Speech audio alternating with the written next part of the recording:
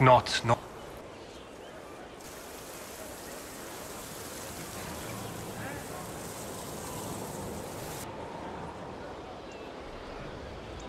You're the Inquisitor.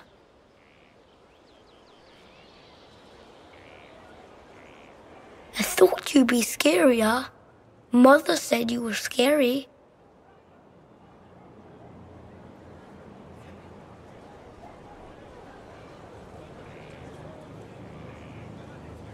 Why would your mother say such a thing? Because people fear the next stage if it comes too soon. Kieran, are you bothering the Inquisitor? Of course not. Did you see what's on his hand, Mother? I did see. 'Tis time to return to your studies, little man.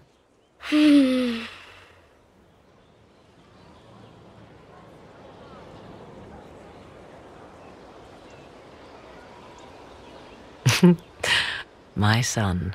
Never where you expect him to be, naturally. I didn't know you had a son. Why would you? I take great pains to not let my own reputation affect him in any way. To most in the Imperial Court, he's simply a quiet and well-spoken lad, perhaps the heir of some distant family. But he goes where I go. Worry not, Inquisitor. Kieran is a curious boy, but seldom troublesome.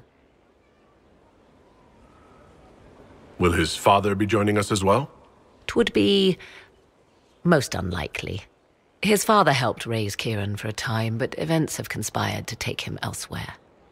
So 'tis but the two of us, Inquisitor. Your fortress is a large place, and you will scarce notice our presence.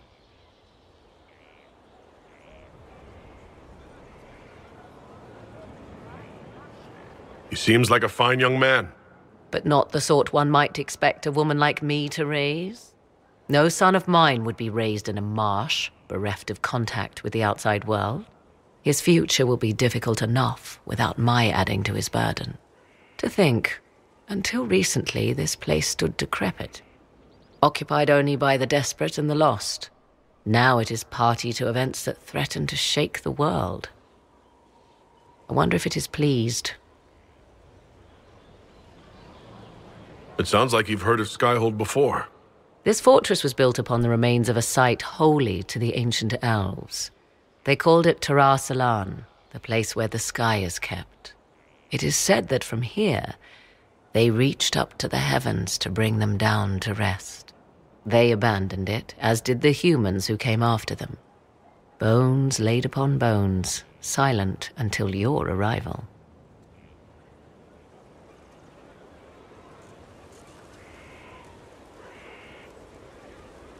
We were lucky to have found it when we did. Fate is often mistaken for luck, as Mother is fond of saying. The magic in this place has seeped into the stones, protecting it from darkness. Those who let it fall to ruin did not know what they possessed. You, I think, shall do it justice. You were kind to welcome my aid, Inquisitor, even knowing as little of me as you do. I will do my best to aid your cause with all the knowledge at my disposal. This I swear to you.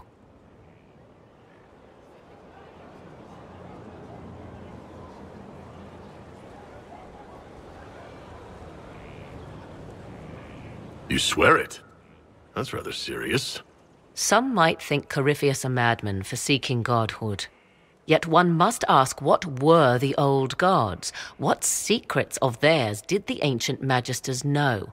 What I fear, what all should fear, is not that Corypheus believes he can succeed. 'Tis that he actually may.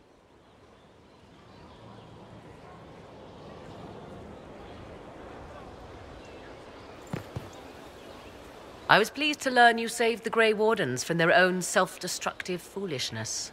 For all their eagerness to shed blood for their cause, we will still need them should another blight arise. 'Tis fortunate my warden was not there, or he would surely have been in the middle of it. Your warden? You might know him as the Hero of Ferelden. A lofty title, though he wears it well.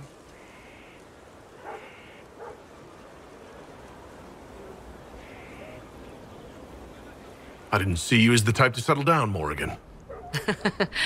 'Tis not so domestic as you picture, but even so, it has far outstripped my expectations. My love is on a quest to combat the calling. The actual calling that signals the end of a warden's life.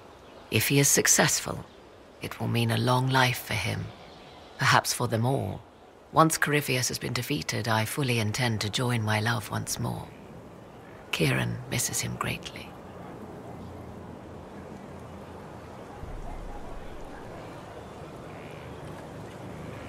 How can the calling be stopped? Is that actually possible? Grand Enchanter Fiona was once a Grey Warden, but something removed the blight from her blood. Similarly, a warden mage named Avernus performed experiments that prolonged his life to unnatural lengths. So we know it is possible. Indeed, 'twas I who found the lead my love now follows in the Western lands. Success is not guaranteed, of course, but he has never lacked for determination. Are the two of you happy together? The three of us, and it is little business of yours. But yes, I never thought to find someone in this world I could trust as an equal. He has been a good partner, and a good father. And now I pray we discuss something else, lest these honeyed words make me vomit. It seems odd he went on an adventure and you stayed behind. We are neither of us so weak we would die of loneliness. Where he went, Kieran could not follow, and thus I remained behind to look after our son. We will be together again soon enough, and I am glad of it.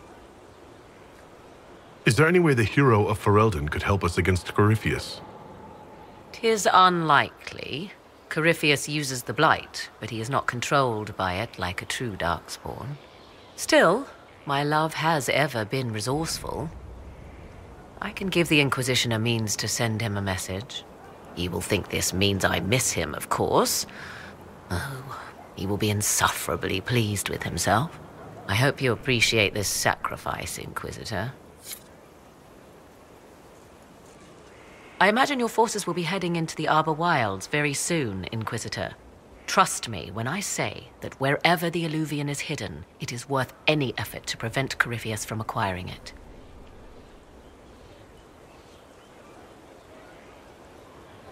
Now that you've seen the Inquisition up close, what are your impressions?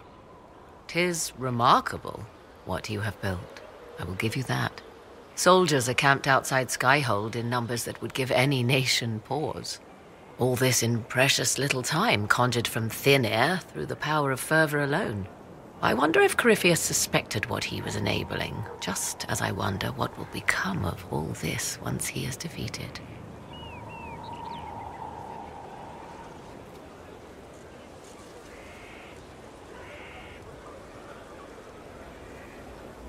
We have to defeat him first. Then I'll worry about what's next. Should that happen, the world will lie at your feet, more or less. Beware the heights you reach, Inquisitor. When this is done, many will be eager to knock you back down. I'd like to know more about you. Ah, yes. Whence comes the mystery woman slinking her way into the Inquisition's ranks? Once I was an apostate, living well away from the banal influence of the Chantry in the Kukari Wilds.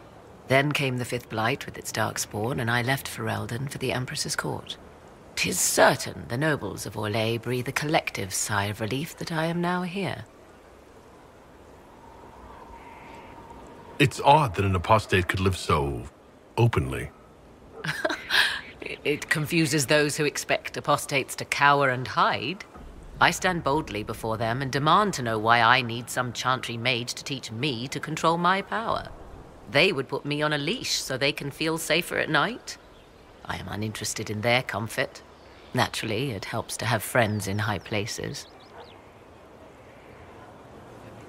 The Orlesian court seems like an odd place to find someone like you. That was the point, originally. I knew the Empress was intrigued by the arcane and that I could answer questions no Chantry mage could. Thus, we fit together nicely. I became her advisor, and she my benefactor and source of refuge. Truth be told, our arrangement would not have lasted much longer. Too many wagging tongues, even for Celine. You were in Ferelden during the Blight? The Blight began in the Kukari Wilds, so yes, I experienced it firsthand. Indeed, I fought at the hero of Ferelden's side for a time. He is the reason the Blight was defeated. We became close. Closer than I even thought possible. When I left, he pursued me. And after that, I came to Orlais. The last place one would look for me, or such was my hope. Tell me more about your son. He is a very special young man. Special in what way? In every way. At first, Kieran was a means to an end. But as he grew, I never thought of myself as a mother inquisitor. I had no good example to follow. I find myself becoming something I can barely recognize. I leave you to the garden. Until next time, then. My Lord Inquisitor. What work have you been doing to help us? Currently, my efforts are focused on determining what Corypheus is, and from where his power comes. The elven orb he carries is what draws my attention. I wonder if the power he used to tear open the Fade, in fact, came from the orb. Perhaps it is even the source of your anchor. If I learn of its origin, I may also learn what Corypheus now intends, as well as his weaknesses.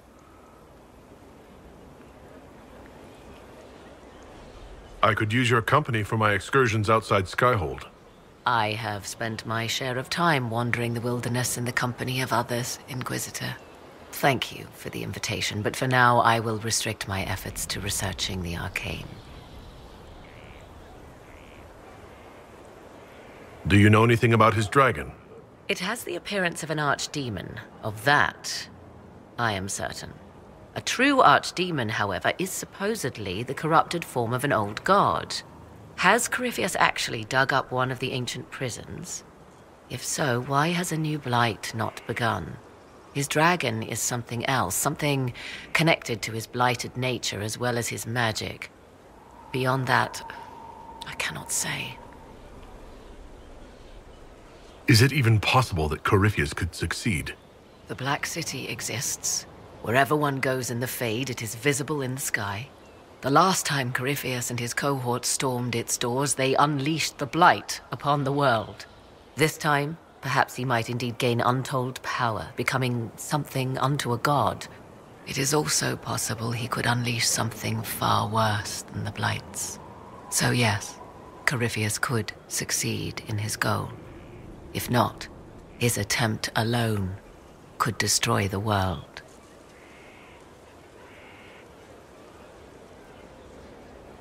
Corypheus says I'm a rival. Does that mean... Could you become a god? That depends. Are you prepared to use your anchor to enter the Black City?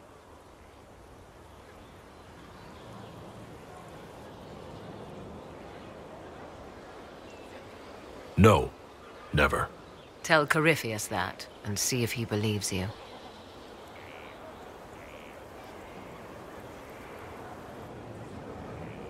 We know so little about Corypheus. Continue prodding at Corypheus, Inquisitor. Elicit a reaction, and we may yet learn from it. I leave you to the garden. Until next time, then.